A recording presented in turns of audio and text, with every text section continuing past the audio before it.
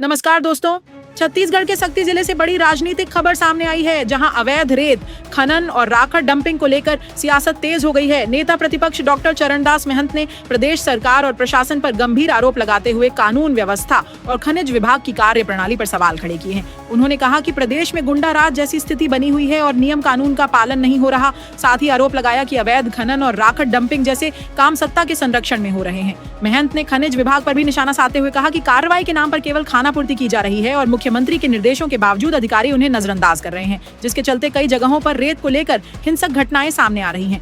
उन्होंने पर्यावरण विभाग पर भी गंभीर सवाल उठाते हुए कहा कि बिना उचित निरीक्षण के नदी नालों के किनारे राखड़ डंपिंग की अनुमति दी जा रही है और तय सीमा से अधिक डंपिंग होने से आम जनता के स्वास्थ्य और पर्यावरण पर खतरा मंडरा रहा है। इन आरोपों के बाद प्रदेश की राजनीति में हलचल तेज हो गई है और अब सबकी नजर सरकार की प्रतिक्रिया और संभावित कार्रवाई पर टिकी हुई है। ETV 9 बिलासपुर से उमाशंकर साहू की यह रिपोर्ट। यहाँ लोगों को राखड़ ले जाने के और लाने के ठेके कौन देते हैं?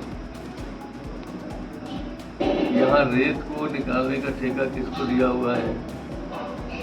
रेत और राखड़ की लड़ाई इतनी बढ़ गई है कि 12 द्वार साइड में जितने भी ओपन तालाब नुमा बन गए हैं, उसको पाटने के लिए रेत का ठेका दिया गया है और वो उन स्थानों पे भरने के लिए राखड़ ले जाते हैं। वो उठता है, कहीं भी कोई दुकान या होटल खोल रहा है तो वो राखड़ मंगाता है, उसको पटाने के लिए राखड़ दिया जाता है। ये हमारे लोगों के, हमारे मतलब शक्ति के, व्यापारियों के, पंचायत के, सबके लिए राखड़ लाया जाता है। कोई चांपा चलाता है, कोई अकलतरा चलाता है, कोई रायगढ़ चलाता है।